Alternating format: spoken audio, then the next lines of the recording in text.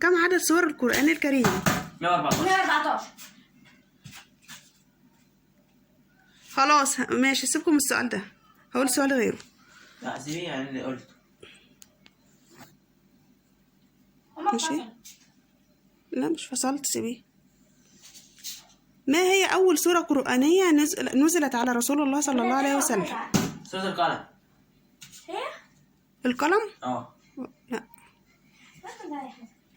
ماشي؟ سورة الإيه؟ ايه؟ طب بدايتها إيه؟ الآية بتقول إيه؟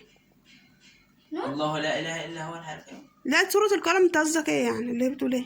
نون والقلم وما يسطرون. لا سورة الفتح. محدش عارف؟ الإخلاص. ما ما هي أول سورة نزلت على سيدنا محمد صلى الله عليه وسلم؟ اقرأ باسم ربك الذي خلق. طب سورة إيه دي بقى؟ العلق. لا هو اللي قالها. 5 إيمان.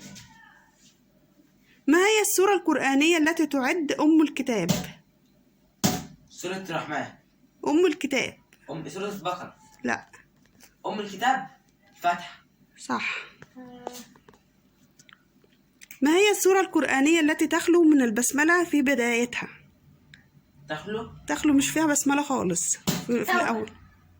صح. ما هي السورة القرآنية التي